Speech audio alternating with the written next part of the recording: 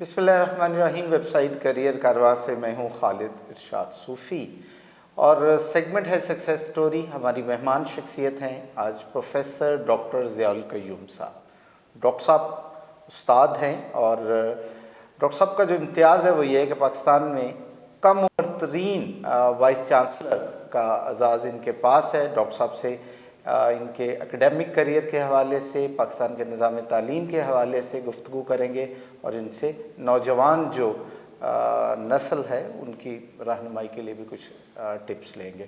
Doctor صاحب بہت شکریہ، آپ تشریف لائے۔ بہت شکریہ صوفی صاحب، مجھے آپ نے انوائٹ کیا اور مجھے موقع دیا کہ میں اپنی خصوصاً جو آپ کہہ رہے ہیں کہ ینگ جنریشن سے بات کر سکوں، میں ممنون ہوں آپ کا۔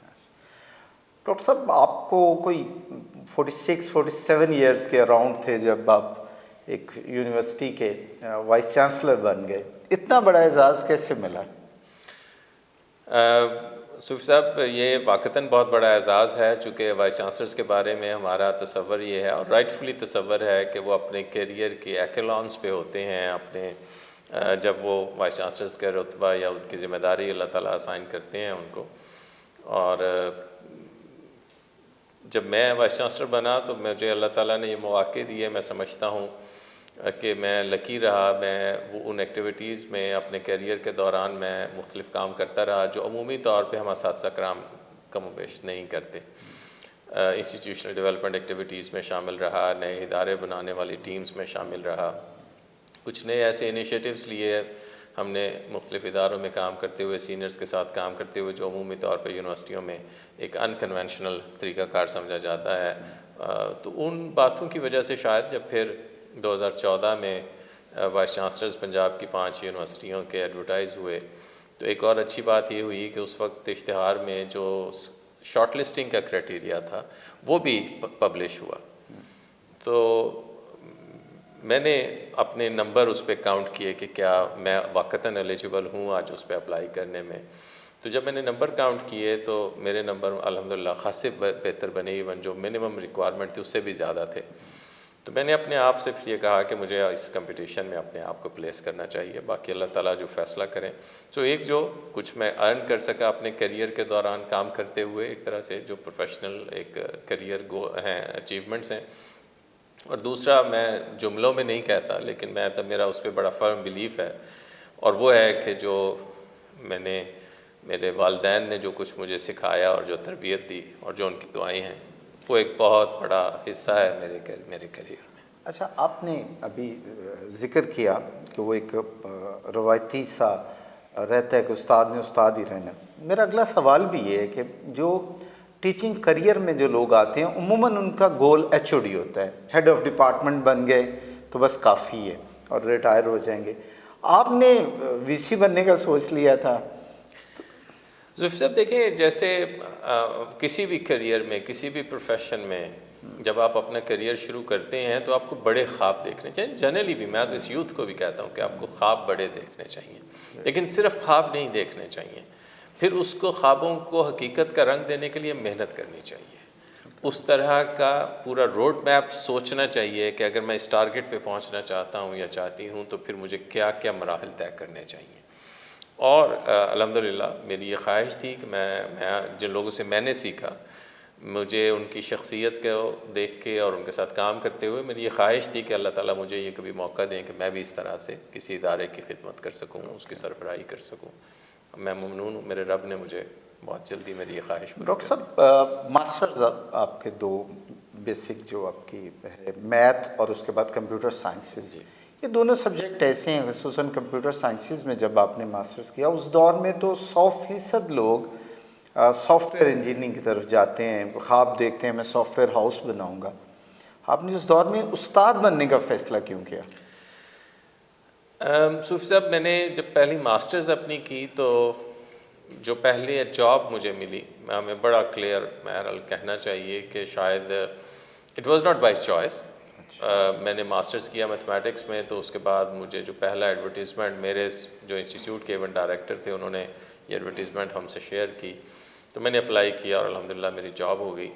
لیکن اس کے بعد میں نے استاد بننے کے بعد استاد کے پروفیشن کو زیادہ انجوائے کیا، میں یہ سمجھتا ہوں، چونکہ جب آپ کلاس میں پڑھا کے اور بچوں کے اگر چہروں پہ اسٹوڈنٹس کے چہروں پہ کوئی تھوڑی سی طمانینت دیکھ سکتے ہیں، کوئی اطمینان اس طرح کا کہ شاید میں کچھ نہ کچھ ان کی زندگی میں ان کے نالج بیس میں کوئی بہتری کر پایا ہوں، تو وہ فیلنگ اپنی طرح کی ایک ایسی کیفیت ہے جو شاید لفظوں میں بیان نہیں کی جا سکتی. So I started enjoying my profession, جتنا میں نے اس میں کام کیا. پھر آپ نے ایک شعوری فیصلہ کر لیا کہ اسی میں ایکسل کریں. اچھا ڈاکٹر صاحب، 1990 میں جو تدریس کا ایک آغاز آپ نے کیا، 2014 تک مسلسل پڑھایا اور مختلف یونیورسٹیز میں پڑھایا، اس پر بھی ایک سوال بعد میں آئے گا. پھر 2014 کے بعد آپ انتظامی امور کی طرف آ گئے، آپ کی ذمہ داریاں وہ ہیں، یہ فیصلہ کیوں کیا؟ اچھا جی، ایک تو یہ کہ 2014 سے پہلے بھی جیسے میں نے گزارش کی، شاید 1998 سے کہہ لیجئے، میں انسٹیٹیوشنل ڈیولپمنٹ ایکٹیویٹیز میں اپنے سینئرز کے ساتھ مل کے کوئی نہ کوئی کام کرتا رہا. ایسوسیٹ رہے ہیں آپ؟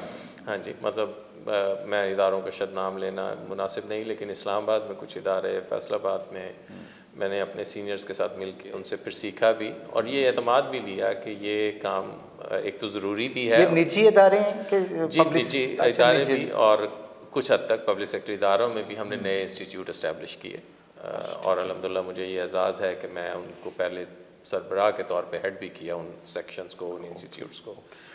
اور میں نے پھر جب ایڈمنسٹریشن میں ساتھ ساتھ میں ٹیچنگ کے کام کرتا رہا، تو میں نے محسوس کیا کہ یہ ایک ایسا یونیک سکل ہے جو عموماً شاید بہت کم ہے، یا ہماری یونیورسٹیوں میں کم ہے کہ آپ کو ایسے اساتذہ کرام مل سکیں جن کو اللہ تعالیٰ نے یہ سمجھ بوجھ اور شعور دیا ہو کہ وہ ایڈمنسٹریٹو انوائرمنٹس کو بھی مینج کر سکتے ہوں، بہتر انداز میں مینج کر سکتے ہوں. سو وہ ایک کنٹینیوس، وہ بھی ایک لرننگ رہی. اور پھر 2014 میں جیسے آپ نے کہا وائس چانسلر کی پوزیشنز ایڈورٹائز ہوئیں، تو میں نے اپنے آپ کو پریزنٹ کیا. میں نے کہا کہ دیکھتا ہوں کہ میں اپنی ان ایڈمنسٹریٹو اور پروفیشنل سکلز میں کیا دوسروں کے ساتھ کمپیٹ کر سکتا ہوں کہ نہیں کر سکتا ہوں.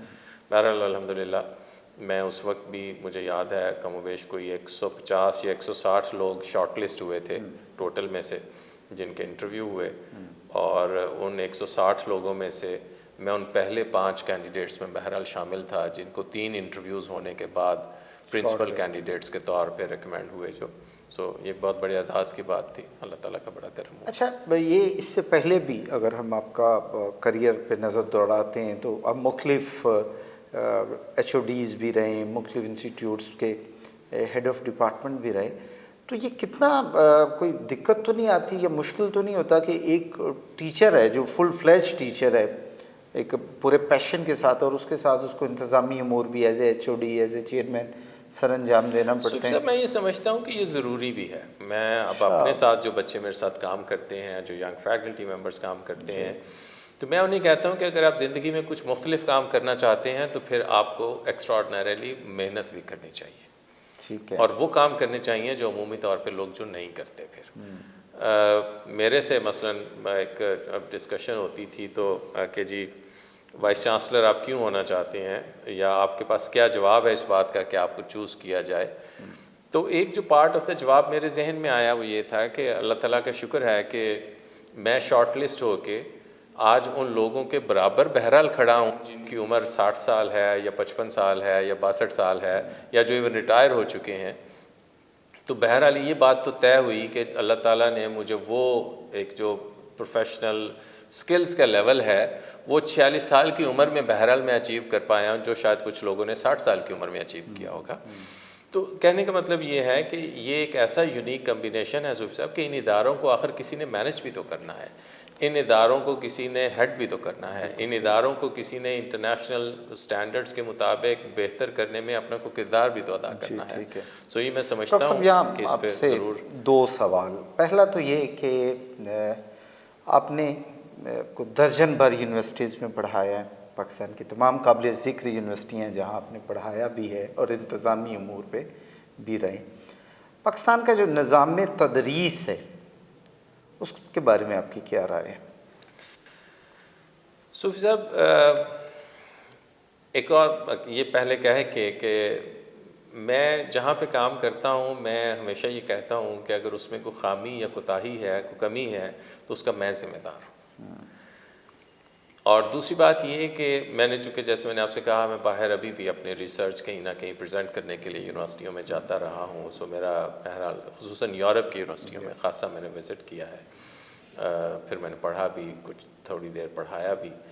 تو نظام تعلیم اور طریقہ تدریس میں کوئی بہت فرق اس طرح سے نہیں ہے کہ اگر میں وہاں جا کے پڑھاتا ہوں تو میں اچھا ٹیچر ہوں, اور اگر میں آ کے واپس پاکستان پڑھانا شروع کروں تو میں اچھا ٹیچر نہیں ہوں. اگر تو یہ بات کہیں دونوں آپس میں جچتی نہیں ہے اکٹھی اس طرح. ہاں, میں تھوڑا سا اس کو یوں سیگریگیٹ کرنا چاہ رہا تھا یا سمجھنا اس طرح چاہ رہا تھا کہ ایک ہے تدریس کا جو بھی ہمارے ہاں ماڈل ہے جو, اب پوچھنے کا مقصد بھی یہی تھا کہ وہ اس پر آپ کی رائے کیا ہے؟ ٹھیک ہے وہ آپ سمجھتے ہیں کہ دیکھیے یہ نہیں میں کہہ سکتا. اور نظام تعلیم پر بھی ویسے ایک سوال ہے. جی دیکھیے جو طریقہ تدریس ہے اس میں تو شاید طریقے کی حد تک تو ہم وہی کچھ کر رہے ہیں جو پوری دنیا میں ہو رہا ہے. اچھا ٹھیک ہے. لیکن اس طریقے کو جو استعمال کر رہا ہے, آپ کے یہ ایکسپرٹس ہیں, آپ کے یہ دوست جو ہیں جو اس سارے سیشن کو مینج کرتے ہیں, کیمرہ تو ہر کسی کے ہاتھ میں ہو سکتا ہے. اس کیمرے کو کون کتنا بہتر انداز میں استعمال کرتا ہے یہ اس بہرحال ان کے اپنے پروفیشنل سکلز پہ ڈیپینڈ کرتا ہے. میں یہ اس بات کو تسلیم کرتا ہوں اور یہ کہہ کے بہرحال کہتا ہوں کہ اس میں بھی شاید کچھ قصور یا رول زیادہ اس ملک کے بہت دوسرے اداروں کو ادا کرنا چاہیے تھا کہ جو فیکلٹی ممبرس کی ٹریننگ ریکوائرڈ تھی پیڈاگوجیکل سکلز کی, پڑھانے کے طریقہ کار کی, انداز کی, کلاس روم مینجمنٹ کی, ایتھکس کی, سائیکولوجیکل بیہیویئرز جو کچھ اسٹوڈنٹس کے ہو سکتے ہیں اس سے کچھ چیزیں انفر کرنے کی اور پھر اس طرح سے ان کو ڈیل کرنے کی, یہ باتیں ہم نے ازیوم یہ کر لیا ہے کہ یہ آٹومیٹیکلی جو بندہ بھی ماسٹرز کر لیتا ہے یا ایم فل کر لیتا ہے یا پی ایچ ڈی کر لیتا ہے اس کو آتی ہیں. ڈاکٹر صاحب بات تھوڑی سی وہ ایک نازک ایریا کی طرف جا رہی ہے, لیکن ٹیچر بھی تو, کیا ہمارے ہاں ٹیچر کا رویہ ایک کلرک جیسا نہیں ہے؟ صوفی صاحب وہ ٹریننگ سے گھبراتا ہے, وہ ریفریشمنٹ سے گھبراتا ہے, وہ کہتا ہے میں خود پڑھانے والا. چوز کریں نا, ہم دیکھیے ہم اسے ایک پروسیس کے ذریعے سے چوز کرتے ہیں, ہم اسے ایک پروسیس کے ذریعے سے سلیکٹ کرتے ہیں. حصہ تو ہے نا, تو پھر وہ نظام میں اسی کی پھر گزارش کر رہا ہوں نا. اس کا مطلب یہ ہے جس لیے میں نے آپ سے کہا تھا کہ اس کے دو حصے ہیں نا, کہ اگر ہم اس سلیکشن پروسیس میں اس طرح سے ایویلویٹ کریں کہ جو ایک استاد کے لیے اچھا فرام دا اسٹارٹ آف, میں تو وہیں سے پھر بات کر رہا ہوں نا, پھر میرے سسٹم میں وہ آتا کیوں ہے, وہاں سے شروع کرتے ہیں اور پھر اس کے بعد بہرحال اس کی کوئی نہ کوئی تربیت کا ٹریننگ کا وہ ایک نظام ہونا چاہیے جس سے ہم اس کو جو ریسنٹ ٹرینڈز ہیں ایجوکیشن مینجمنٹ کے, نالج امپارٹ کرنے کے, کلاس روم مینجمنٹ کے, ایتھکس کے, بہت بڑی جو ایک بات ہے وہ کسی بھی طرح سے ان کو فارملی بتایا جائے. اور پھر صوفی صاحب ایک اور بات ہے, سزا اور جزا کا نظام ہے جو اس دنیا کو آرڈر میں رکھے ہوئے ہیں. جہاں پہ بھی وہ سزا اور جزا کا نظام اپنے ایکسپیکٹڈ نارمز اور پاتھ وے سے ڈرفٹ کرتا ہے تو وہاں پہ ابتری آئی ہے. اب کسی بھی شعبے میں چلے جائیے. اچھا یہ اور ایجوکیشن میں بھی یہ فرمائیے گا, اتنے لمبے کریئر کے بعد فائنڈنگ کیا ہے کہ ہمارے ہاں ہم کوئی بین الاقوامی لیول پہ جو ریکگنائز ہو تعلیمی ادارہ وہ کیوں نہیں ڈیولپ کر پائے؟ کیکر کے درخت لگا کے اور اس پہ ہم یہ خواہش کریں کہ گلاب کے پھول اگیں گے تو یہ ہو نہیں سکتا. صوفی صاحب ٹھیک ہے, گزارش یہ ہے کہ تعلیمی نظام کی کچھ انگریڈینٹس ہیں. مجھے اپنے آپ کو اگر کسی ایسے ادارے کے ساتھ کمپیئر کرنا ہے جو بینچ مارک کے طور پہ ریفر ہوتا ہے تو پھر صرف جو شروع میں نے کہا کہ خواہش کرنے سے ٹارگٹس اچیو نہیں ہوتے. آج کی دنیا میں یہ اوپن سیکرٹس ہیں. اگر میں یہ چاہتا ہوں کہ میرا تعلیمی نظام اچھے انٹلیکچوئلس پیدا کرے, ایسے لوگ پیدا کرے جن کی education relevant to the needs of the society ہو, جو انٹلیکچوئل لیول پہ بہت بہتر ہوں, تو مجھے اس میں یہ انالیسس کرنے کی ضرورت ہے کہ کمی کہاں پہ ہے. کریکولم میں ہے, کریکولم کو پڑھانے والوں میں ہے, میرے اسسمنٹ میتھڈز میں ہے, کس چیز میں کمی ہے, اوور تعلیمی ادارے کے ماحول میں ہے. اور دیکھیں جن اداروں سے ہم ان کو کمپیئر کر رہے ہیں, چلیے نام لیتے ہیں, ہم یہ کہتے ہیں جی کہ کیمبرج ٹاپ رینکڈ یونیورسٹی ہے سر دنیا یہ تو کی. وہی ہے انفارچونیٹ ہم تو ٹاپ 500 میں بھی نہیں نا کیوں نہیں ہیں؟ دیکھیے نا، میں نے کئی دفعہ سوال پوچھتا ہوں، سوال کے جواب میں سوال پوچھتا ہوں کہ ہم نے اپنے ملک میں ہائر ایجوکیشن سیکٹر پہ اس کو ایک امپورٹنٹ سیکٹر تصور کرتے ہوئے کتنا عرصہ ہوا کہ ہم نے اس کو سپورٹ کرنا شروع کیا. بالکل ٹھیک ہے. 2002 میں HEC بنتی ہے، اس سے پہلے UGC تھا. UGC کا رول سوائے disbursement of funds to the universities mainly بہت کوئی ایز سچ یونیورسٹیز کی اسٹرینتھننگ کے حوالے سے کوئی بہت پروجیکٹس نہیں تھے. HEC نے آ کے بہرحال پروجیکٹ شروع کیے جس میں فیکلٹی ڈیولپمنٹ کے پروجیکٹ ہوئے، انفراسٹرکچر ڈیولپمنٹ کے پروجیکٹ ہوئے، کریکولم پہ کام کیا گیا. ایک تو یہ کہ اس میں بھی مزید شاید بہتری کی ضرورت ہے. ہم نے ایک بیس لائن اب دیکھی اور ہم نے کہا کہ اچھا یار اس میں اگر یہ ساتھ اور بھی ہوتا تو یہ مزید بہتر ہو سکتا تھا، جو بعض اوقات HEC کی پالیسیوں پہ کئی لوگ تنقید بھی کرتے ہیں. لیکن اس کے ساتھ ایک جملہ صرف کہنا چاہتا ہوں، اپنی GDP کا 1.8 1.9% ایجوکیشن پہ اسپینڈ کر کے اگر ہم یہ سمجھتے ہیں کہ ہم MIT کے برابر اور کیمبرج کے برابر اور آکسفورڈ کے برابر کے ادارے پیدا کریں گے تو ہماری یہ خام خیالی ہے. اچھا ڈاکٹر صاحب اس پر مزید فوکس کرتے ہیں. آپ کا لوکل پڑھانے کا، انتظامی امور میں انٹرنیشنل کانفرنس سیمینارز کا آپ کا ایک وسیع تجربہ ہے، نظر بھی ہے. کیا ہو، کون سی چیزوں کی اویلیبلٹی ہو تو ہم ایک اچھی یونیورسٹی بنا سکتے ہیں؟ اچھے اساتذہ اگر آپ کو یہ موقع دیا جائے تو آپ کیا کیا ریکوائرڈ کریں گے؟ میں جب یونیورسٹیوں کو ڈسکرائب کرتا ہوں صوفی صاحب تو میں یہ کہتا ہوں کہ یہ ادارے ان بچوں کے ادارے ہیں جو اس میں پڑھتے ہیں. ٹھیک ہے. ان کی اونرشپ اس کی الومنائی کی صورت میں بھی ان اسٹوڈنٹس کی ہے. ٹھیک ہے. ان اسٹوڈنٹس کی وجہ سے اساتذہ کرام ہیں اور اس کے بعد میرے جیسے لوگ ہیں جو ان کا انیبلنگ انوائرمنٹ پرووائڈ کرتے ہیں، جو ایڈمنسٹریشن میں لوگ ہیں، جو سروسز کے لوگ ہیں. یونیورسٹیوں میں پوری دنیا میں یہ کوئی پھر اگین کوئی یہ ایک نون سیکرٹ ہے سورٹ آف. یونیورسٹیاں جن کی بھی ہم مثال لے رہے ہیں وہ اپنے اساتذہ کرام کے اکیڈیمک کریڈینشل سے پہچانی جا رہی ہیں، وہ اپنی فیکلٹی سے پہچانی جاتی ہیں. اس یونیورسٹی سے ان فیکلٹی ممبرز اور بچوں کے ذریعے سے جو نیا نالج پروڈیوس ہو رہا ہے اس کے ذریعے سے پہچانی جا رہی ہیں. وہ نیا نالج کس حد تک سوسائٹی کی نیڈز کو ریسرچ آؤٹ کمز کے ذریعے سے پورا کر رہا ہے اس کے ذریعے سے پہچانی جا رہی ہیں. We need to focus on it. بڑی سمپل سی بات ہے سر، جس کی بہرحال ایک پورا روڈ میپ ریکوائرڈ ہے، اس کی کاسٹ ہے. ہم یونیورسٹی میں افسوس کے ساتھ کہنا پڑتا ہے چیلنجز ہیں، ہمیں ہر دور میں فائنینشیل چیلنجز رہے ہیں. ہم یونیورسٹی میں اساتذہ کرام جتنے بھی ہیں ان کی تنخواہیں ادا نہیں کر سکتے اور ہمیں سمجھتے ہیں کہ ان یونیورسٹیوں سے افلاطون پیدا ہونے چاہیے اور اس لیول کی ریسرچ پیدا ہونی چاہیے. یہ فرمائیے گا یہ جو اور ایک میں ساتھ کہتا چلوں، آپ ہی کے ملک میں سندھ میں ایک ادارہ ہے، اسلام آباد میں 1-2 ادارے ہیں. نام لے لیجیے پلیز. چلیے نام لے لیتے ہیں. عطاء الرحمان صاحب کا ادارہ ہے جو ہیج ہے کراچی یونیورسٹی میں، اس نے بہت اچھا کام کیا ہے. نام لے لیتے ہیں، نسٹ کا نام لے لیتے ہیں. ٹھیک ہے. میں اس حوالے سے اس کو کہتا ہوں کہ جب ان کو انیبلنگ انوائرمنٹ پیدا کرنے کے لیے ریسورسز دیے گئے تو وہاں پہ آج فیکلٹی بھی موجود ہے جو انٹرنیشنل اسٹیچر کی ہے. آپ نسٹ کی مثال لے لیجئے، نسٹ کے بہت سارے اسکولز میں نے نسٹ میں پڑھایا ہے. تو میں تو ان دوستوں سے کہتا ہوں کہ آپ دنیا کی مثالیں چھوڑ دیجئے، آپ اسی ملک میں آپ پرائیویٹ سیکٹر میں لمس کی مثال لے لیجئے، آپ آغا خان کی مثال لے لیجئے، آپ GIKI کی مثال لے لیجئے. ٹھیک ہے، یہ 9 ادارے ہیں نا جن کے ہم سارے نام لیتے ہیں، ان کے ماڈل اسٹڈی کر لیتے ہیں اور ہم یہ دیکھتے ہیں کہ ان اداروں نے یہاں تک پہنچنے کے لیے کیا کیا میجرز لیے ہیں. آئیے انہی کو ایک دفعہ ماڈل کر کے ہم چوز کر لیتے ہیں کہ میں ان 10 اداروں کو فرض کریں اگلے سال 10 سال میں 5 سال میں 2 سال میں اس طرح سے رینک اپ گریڈ کرنا چاہتا ہوں. آئیے پھر اس میں وہ انگریڈینٹس ڈالتے ہیں جہاں جہاں پہ کہیں گیپ ہیں. وہ گیپس اگر فیکلٹی کی ٹریننگ کے ہیں، نئی فیکلٹی ہائر کرنے کے ہیں، لیب انفراسٹرکچر ڈیولپ کرنے کے ہیں، کوئی کریکولم کو امپروو کرنے کے ہیں، لیٹس ڈو اٹ. ڈاکٹر صاحب فائدہ اٹھاتا ہوں آپ کی موجودگی کا. ہم آتے ہیں لوئر لیول کی جو ایجوکیشن ہے، انٹرمیڈیٹ اور گریجویشن لیول کی.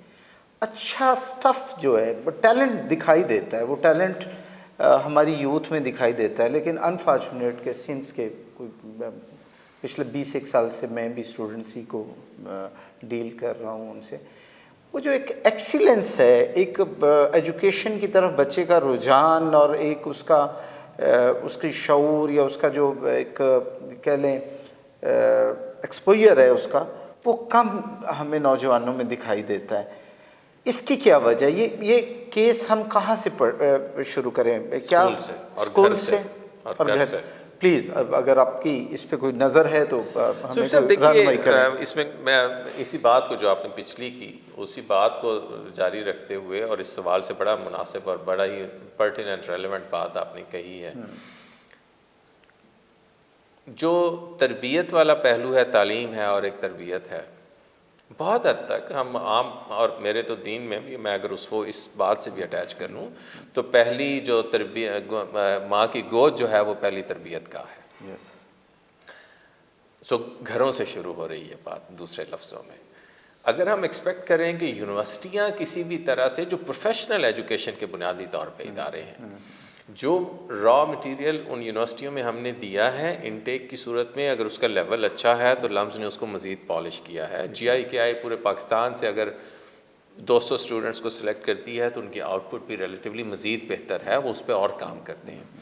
تو یہ ایک پورا ایکو سسٹم ہے جو بہرحال معاشرے سے شروع ہو رہا ہے، معاشرتی رویوں سے شروع ہو رہا ہے، گھر سے شروع ہو رہا ہے. اور جو جیسے ہم کہتے ہیں نا 1000 days آف بچے کی زندگی کے جو 1000 دن ہیں، اس میں وہ اس کی شخصیت کے بہت سارے پہلو ڈٹرمن ہوتے ہیں. اسکولس ہیں. پھر اس کے بعد بدقسمتی سے پرائمری اسکولز ہمارے جنرلی یہ ایک تاثر رہا کہ اس میں ہم نے کبھی بھی ٹیچرز ایسے ہائر کرنے کی کوشش نہیں کی جو استاد کے رول میں اس رول ماڈل پہ فٹ ہوتے ہیں. 100% جو ٹیچر ہی ٹھیک ہے نا بننا جی. چاہیں. اور پھر انہوں نے بچوں کی تعلیم بھی دی ہو اور تربیت بھی کی ہو، اور پھر اس کے بعد وہ گریجولی بلڈ کرتا جائے. وہ کسی ہائی اسکول میں آئے ہیں، وہ کسی کالج میں گئے ہیں. ایک چھوٹی سی مثال آپ کو دوں، میں جب انگلینڈ پڑھنے کے لیے گیا، میری وائف یہاں پہ اچھے پرائیویٹ اسکولوں میں بھی او لیولس اے لیولس کو بھی پڑھاتی تھی، اور 10-12 سال انہوں نے پڑھایا، ان کی کوالیفیکیشن بھی تھی.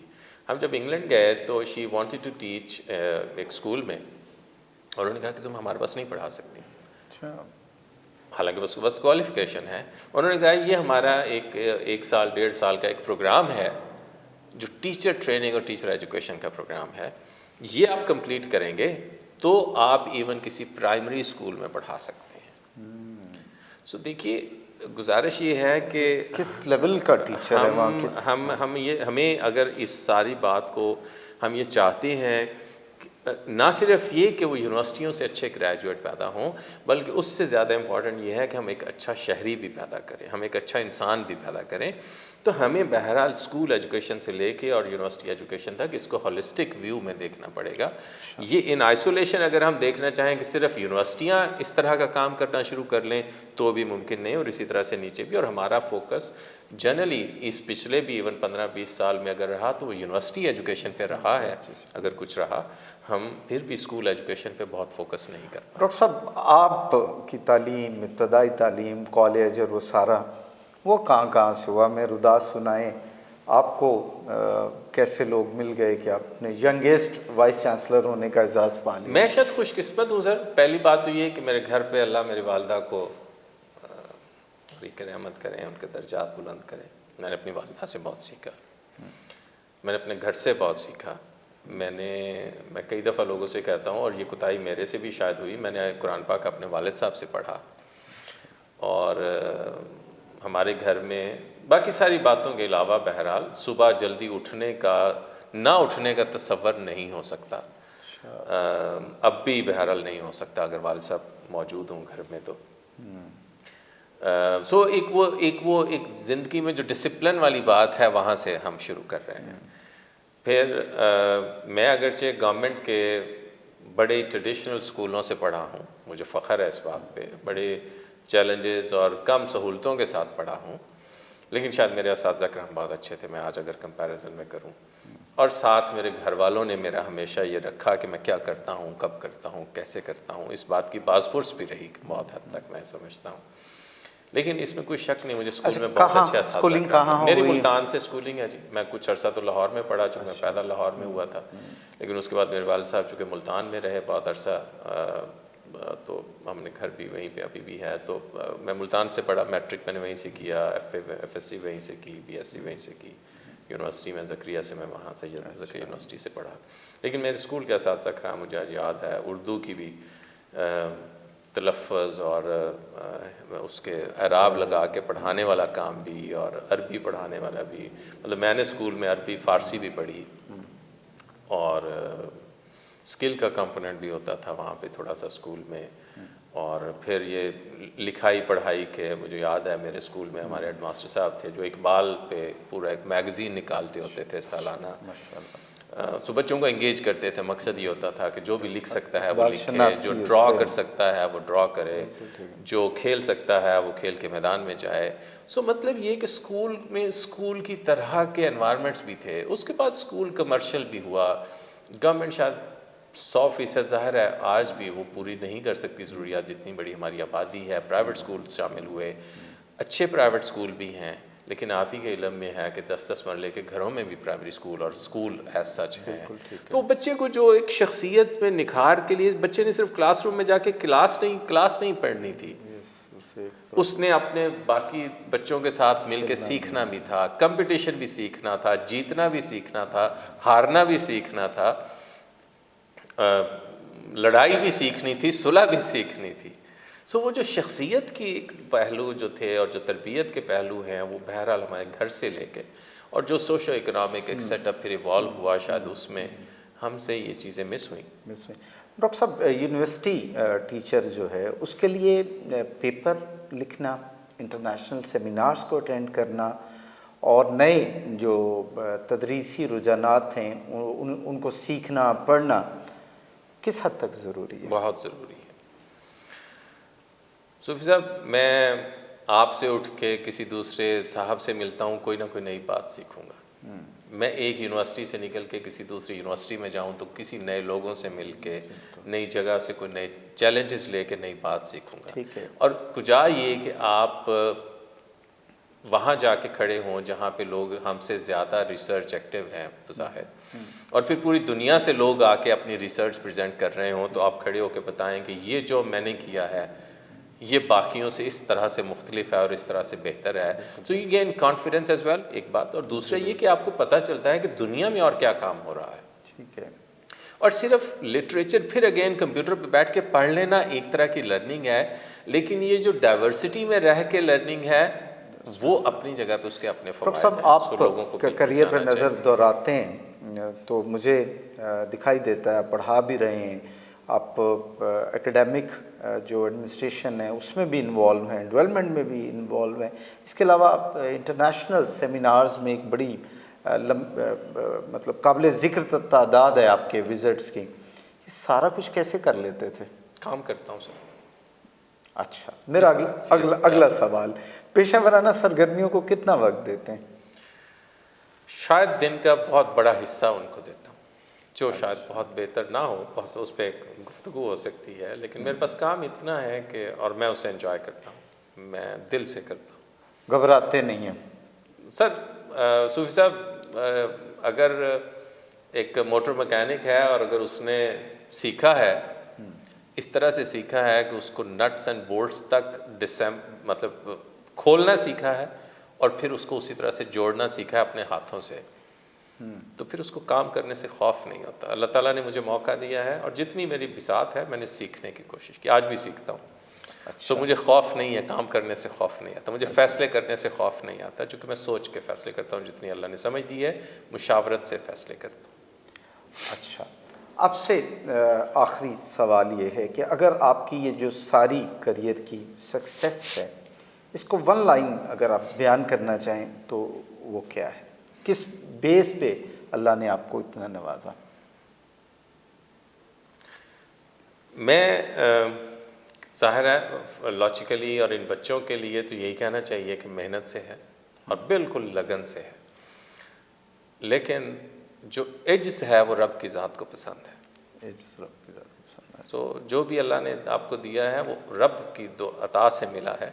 یہ یقین بندے کو رکھنا چاہیے، اس میں تو اللہ تعالیٰ اس میں اضافہ کرتے ہیں. مختلف ڈسپلن سے اور مختلف رجحانات کی یوتھ آپ کا یہ پروگرام سن رہی ہے اور سنے گی. کامیاب ہونے کے لیے فارمولہ کیا ہے؟ Commitment to the cause. میں سمجھتا ہوں جو کام آپ کرنا چاہتے ہیں اور یہ کہہ کے کہ تھنک بگ،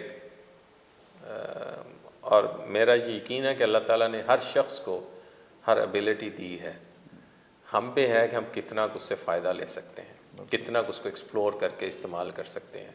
تو یہ جو کہنا ہے کہ میری یہ بساط میں نہیں تھا، میری بساط پہ بھی نہ ہوتا، میں بھی ایک ٹاٹ کے اسکول سے پڑھنے والا شخص ہوں، ماشاءاللہ۔ مجھے بھی سوچنا نہیں چاہیے۔ پھر اس کا مطلب ہے اگر میں دنیاوی اسباب کو ہی مان لوں تو مجھے بھی نہیں سوچنا چاہیے، لیکن اللہ تعالیٰ نے ایسے اسباب مہیا کیے، اور میں نے جتنی بہرحال میری بساط ہے اس میں نے محنت بھی کی ہے اور ایک کمٹمنٹ سے کی ہے، تو اللہ تعالیٰ نے مجھے میری کہہ لیجئے کہ میرے سے زیادہ مجھے عطا کیا ہے۔ اچھا ڈاکٹر صاحب، آخری سوال کہ آج کل آپ وائس چانسلر ہیں علامہ اقبال اوپن یونیورسٹی کے، کوئی وہاں کیا بہتری لا رہے ہیں، فیوچر کی کیا پلانز ہیں، وہ شیئر کیجیے۔ پلانز وہی ہیں صوفی صاحب جو جن اپریہنشنز کا اور جن باتوں کا اظہار آپ نے پاکستان کے ایجوکیشن سیکٹر کو بیان کرتے ہوئے آپ نے کیا، آج میں ان کا ذمہ دار ہوں، تو مجھے وہ چیزیں وہاں پہ بہتر کرنے میں اپنا کردار ادا کرنا چاہیے۔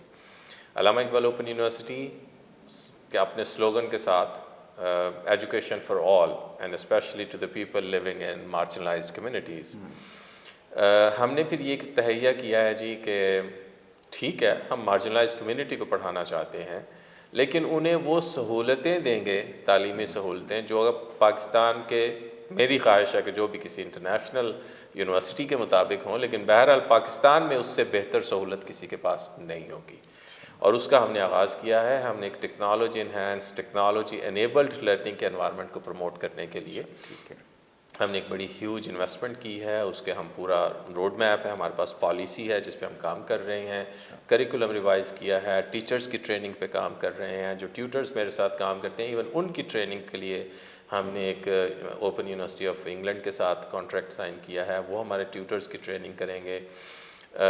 ہم نے امتحانی نظام کو بہتر کرنے کے لیے کوشش کی ہے، ہم نے جو state of the art digital technologies ہیں ان کو استعمال کر کے لرننگ انوائرمنٹ کو بہتر کرنے کی کوشش کر رہے ہیں، اور الحمدللہ اس میں ہم بہت سارا کام کر چکے ہیں۔ جولائی یا جون 2021 تک یہ پروجیکٹ انشاءاللہ مکمل ہو جائے گا، اور مجھے بہت امید ہے کہ اس کے بعد ہر گزرتا دن اس یونیورسٹی کے لیے بہتری کی خبریں لے کے آئے گا۔ بہت شکریہ ڈاکٹر صاحب۔